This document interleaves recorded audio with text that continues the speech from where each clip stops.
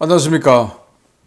신의균의 국방TV 데일리 디펜스입니다. 자, 오늘도 우크라이나 전황, 그리고 중동 상황, 그리고 각종 안보 소식 간추려서 살펴보겠습니다. 네, 이 러시아군이 지금 조금 전황이 유리하죠. 전황이 유리하다 보니까 나사가 훅 빠져버렸나 봅니다. 러시아군의 어떤 여단이 정말 희한한 짓을 해서 우크라이나군 포병 하이마스의 포격을 받아서 한 번 포격에 대대급이 그냥 사상을 당해버렸습니다. 어떻게 이런 일을 전선에서 할 수가 있는지, 도대체 어떤 일을 벌였는지 한번 보도록 하겠습니다. 자, 정보 브리핑 먼저 하겠습니다. 바이든 대통령은 아들인 헌터 바이든에 대한 모든 연방 기소를 사면했다라고 하는데요. 공화당은 강력 반발하고 있습니다. 이 바이든 대통령의 아들인 헌터 바이든 정말 문제가 많은 사람이죠. 과거 바이든이 부통령 할 때부터 그 아버지의 지위를 이용해서 이 우크라이나의 브라스마 홀딩스로부터 사회 이사해서 수백만 달러 받았고, 그리고 중국에도 이권 사업해서 또 많은 돈을 받고 이렇게 했는데, 그러면서 탈세 혐의, 또 마약, 그리고 성매매, 또 성매매 중에서도 가장 악질적인 아동 성착취 등등 이루 헤아릴 수 없는 범죄 혐의가 있어요. 또 직권 남용 이런 것들 있는데, 자, 여기에 대해서 뭐라고 했냐. 최근에 보다 보면 총기 소지 이런 것만 나오는데, 그래서 총기 소지만 가지고 하나? 아니에요. 자, 이게 보시면 이게 전문입니다. 로버트 헌터 바이든에게 2014년 1월 1일부터 24년 12월 1일까지의 기간 동안 그가 저지르거나 가담했을 수 있는 미국에 대한 범죄에 대해 완전하고 무조건적인 사면을 허가한다. 와, 정말 놀랍지 않습니까? 자기 아들에 대해서 그가 10년 동안 그가 저지르거나 가담했을 수 있는, 그러니까 앞으로 또 그때 이런 일도 있었어 또 끄집어내도 그것도 다 사면이다 이거예요. 야, 미국 대통령이 이렇게 힘이 센가요? 정말 우리나라 같으면 상상도 못할 이런 일을 지금 해내버렸습니다. 그리고 또 이 바이든이 지난번에 해리스에게 후보를 물리기 주기 직전에 뭐라고 했냐? 아들의 사면을 절대 하지 않겠다, 이렇게 이야기했었어요. 그런데 지금 사면을 퇴임을 앞두고 해버렸습니다. 이렇게 보면 좌파들은 정말 입만 열면 거짓말, 돌아서면 뒤통수 치는 입거 돌뒤의 전형을 보여준다라는 건데, 그리고 또 좌파들이 또 공통적인 종특이 있죠. 바로 성 문제가 지저분하다라는 겁니다. 여기도 마찬가지고 기가 찬 노릇입니다. 또 좌파들 또 공통점이 있죠. 돈 좋아한다. 여기도 마찬가지고요. 어떻게 이럴 수가 있습니까? 가담했을 수 있는 미국에 대한 범죄, 완전하고 무조건적인 사면. 와, 저지르거나 가담했을 수 있는, 직접 했거나 아니면은 가담했을 수 있는. 지금은 모르지만 혹시 또 나오면 그것마저도 다 사면한다. 끔찍합니다. 자, 취임 전 해외 정상을 안 만난다던 트럼프가 트루도 캐나다 총리를 만났고요. 이어서 네타냐후 이스라엘 총리 부인을 초청해서 회동을 했습니다. 트루도 총리를 만나서는 국경 문제, 그리고 관세 문제 이런 것들을 의논했다고 하고, 마치고 나왔을 때 표정이 둘 다 좋았다고 해요. 그래서 뭔가 좀 의견이 합치되지 않았나라고 생각이 들고, 네타냐후 총리 본인은 지금 본국에서 전쟁 중이기 때문에 안 오고, 이 총리 부인을 불러서 뭔가 특사 성격으로 좀 이렇게 만났지 않나라는 생각을 합니다. 자, 일론 머스크는 나이겔 페라치라고 하는 이 영국 정치인이에요. 리폼 UK 대표에게 정치 자금 1억 달러 제공을 추진한다라는 건데, 영국의 차기 총선을 겨냥해서 이렇게 포석을 깐다라는 건데, 영국 지금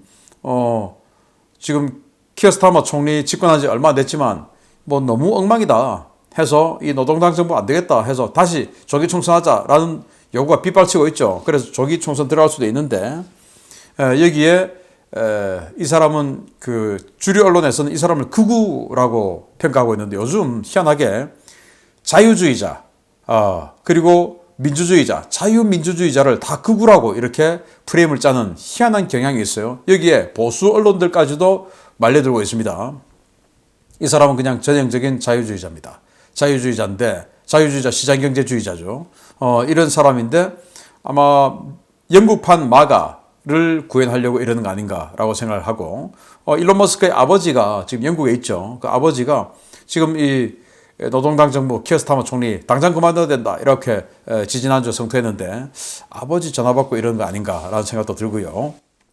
자, 헤즈볼라는 휴전 합의를 어기고 남부 레바논에서 이스라엘에 로켓 공격을 퍼부었습니다. 그래서 이스라엘은 즉각 위치를 특정하고 추적을 해봤더니 교회였답니다. 은신처가. 그래서 교회 은신처를 색출하고 소탕에 성공했는데 레바논은 다종교죠. 여기는 뭐 무슬림만 있는 것도 아니고 기독교도 있고 그래요. 기독교 교회 지하에다가 이렇게 헤즈볼라 시설이 있었고 여기에서 로켓 쏘고 숨었는데 이걸 지금 찾아내서 소탕했다라고 합니다. 후티는 아덴만에서 미국의 구축함을 포함한 서방 선단에 탄도탄 수십 발을 발사했다. 그래서 큰 피해를 줬다라고 주장을 했는데 미국은 즉시 성명을 발표했어요. 알레이버크급 이디스 구축함인 오케인함이 선단들을 상선들을 호위했는데 이때 후티가 탄도미사일 등 여러 발 쏘아가지고 탄도미사일 3발 격추하고 순항미사일 1발 격추하고 드론 2발 요격했다라고 발표했는데 나머지는 그냥 이 선단하고 관계없는 물에 떨어졌다고 합니다. 이란 외무장관은 시리아 상황 지금 어렵지만 아사드의 용기와 정신은 존경한다. 모든 지원을 제공할 것이다. 여기서 모든 지원을 제공할 것이다. 그러면 아마 이라크에 있는 인민동원군을 동원해서 그 민병대들을 동원해서 여기 도와주지 않을까라고 생각이 됩니다. 바그너 그룹은 아프리카 말리에서 백린탄을 사용해서 민간인들을 학살했다고 합니다. 수십 명을 불태워 죽였다고 하는데 여기에 대해서 굉장히 큰 비난이 일어나니까 러시아 관영 타스 통신은 이거 우크라이나 소행이다 라고 하는 주장하는 기사를 적었어요. 아니, 우크라이나가 여기서 왜 이런 짓을 합니까? 말이 안 되는 짓이죠. 네, 그래서 러시아는 뭐든지 간에 그냥 우크라이나가 그랬다라고 하고 있습니다. 자, 시리아 반군은 닷새 만에 160km를 진격해서 탈비세흐라는 곳을 점령했는데 여기는 시리아 3대 대도시인 홈스 외곽입니다. 홈스 북쪽 9km 지점이 바로 탈비세흐라는 곳인데 여기까지 지금 진출했어요. 닷새 만에 무려 160km를 진격했습니다. 이야, 닷새 만에 160km. 이러면 서울에서 평양까지 160km인데 이 정도 속도 같으면 서울에서 평양까지 닷새 만에 진격했다라고 하는데 우리가 그 정도 될까요? 네, 참 희망은 그렇게 해봅니다.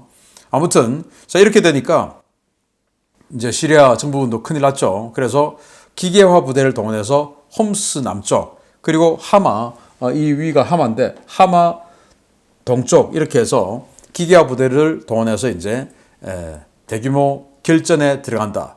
이게 아마 이 결전에서 정부군이 지면 거의 다마스쿠스까지 하이패스가 되지 않을까라고 생각을 합니다. 시리아 반군은 정부군의 투항을 공고하면서 내려가고 있습니다. 완전히 하이패스로 내려가니까 자, 니들 무기 내려놓고 투항하면 살려는 준다. 빨리 투항해. 라고 계속 선전전을 하면서 진격을 하고 있고요. 러시아의 수호이 34M 최신 전폭기는 러시아 영토인 벨고로드 야코블레프시의 코자스케 마을에다가 FAB-250 유도 폭탄 3발을 투하해서 주민 100여 명이 대피했다고 합니다.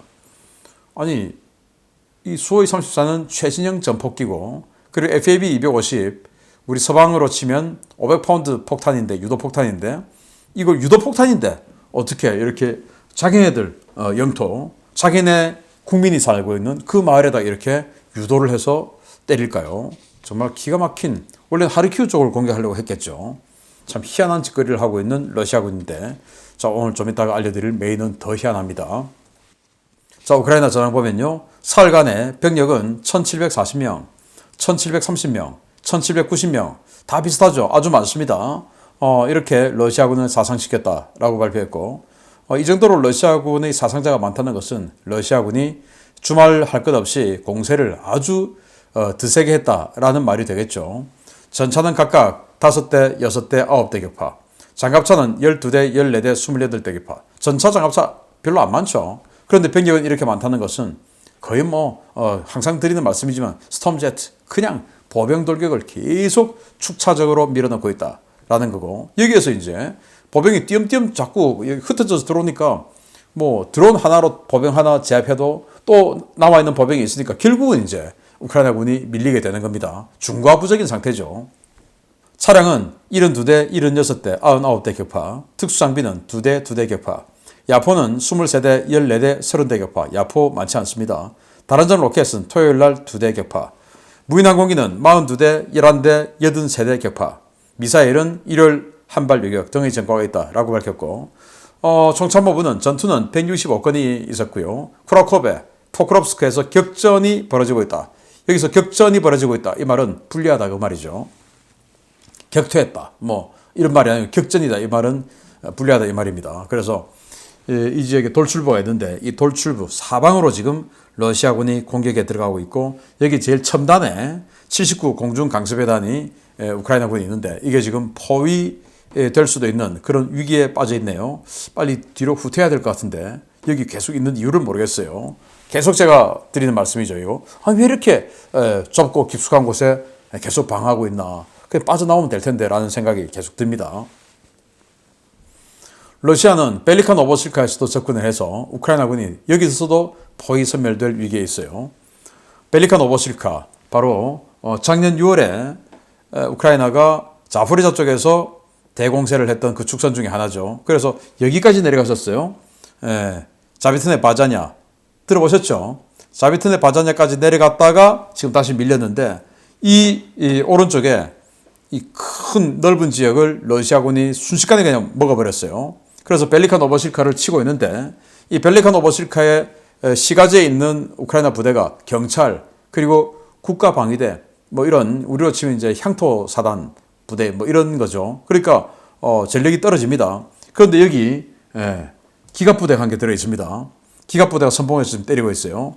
여기가 바로 제5 근위 전차 예단이라고 합니다. 그래서 뭐 경찰 부대, 향토 부대 이런 부대를 향해서 이렇게 기갑 부대가 때리고 있으니까 굉장히 위험하다라는 거고요. 우크라이나는 쿠르스크에서는 국제적인 반격을 했습니다. 돌출부인 북부와 서부에서 우크라이나는 진격에 성공해서 여기 그리고 여기에서 우크라이나가 러시아군을 지금 밀어냈다라고 하는 긍정적인 소식이 들어왔어요.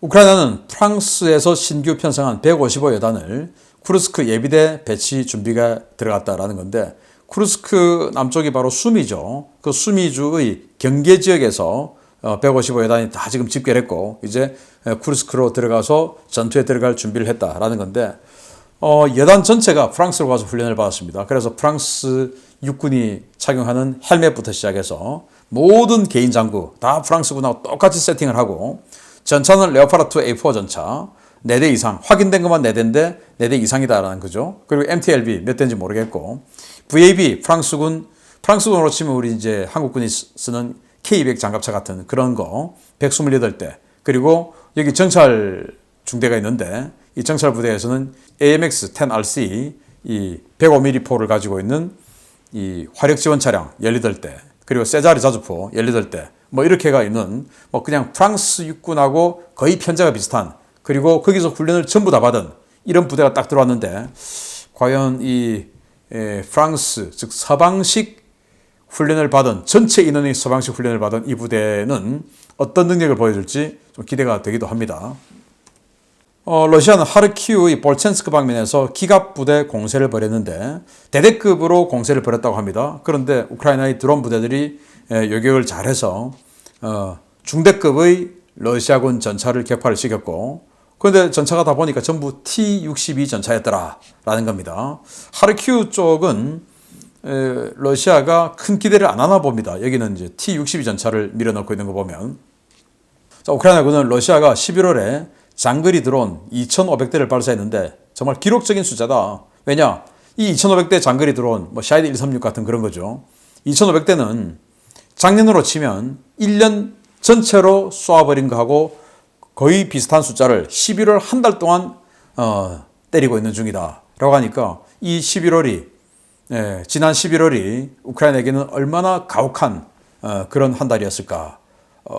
믿고 있었던 미국 민주당 정권은 졌고 러시아는 이렇게 정말 기록적인 공격을 하고 하니까 지난 한 달이 굉장히 힘들었다. 거기다 북한군까지 더 들어왔고 이러니까 뭐 그렇게 볼 수 있어요.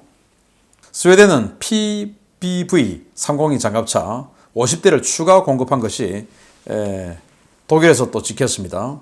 독일 드레스덴에서 이렇게 우크라이나 쪽으로 실려서 가고 있는 스웨덴제 PBV-30이 장갑차 50여 대 이렇게 발견돼서 스웨덴이 이렇게 공식 발표는 안 하지만 이렇게 또 뒤에서 계속 도와주고 있구나 하는 것을 볼 수가 있습니다. 이유는 러시아의 동결 자금을 활용한 그 이자죠. 그거 가지고 42억 유로를 지급했고, 그리고 내년부터 매달 4년 동안 매달 월 15억 유로씩 자동 이체해준다 라는 겁니다. 15억 유로 같으면 2조 원 넘죠. 매달 이렇게 주니까 이거 가지고 무기도 사고 하겠죠. 활용을 잘 하기 바랍니다. 프랑스 의회는 정부의 우크라이나 지원 교관단 연합 설립을 촉구했는데요. 자, 우리는 우크라이나의 군사 교관단을 파견하기 위한 연합 창설을 촉구한다. 프랑스는 이제 영국, 폴란드, 발틱 3국, 스칸디나비아 군대와 함께 주도적인 역할을 해야 할 때다. 이렇게 프레드릭 패티트 의원이라는 사람이 이렇게 주장을 했는데 대표 발의자입니다. 그래서 의회에서 통과가 됐어요.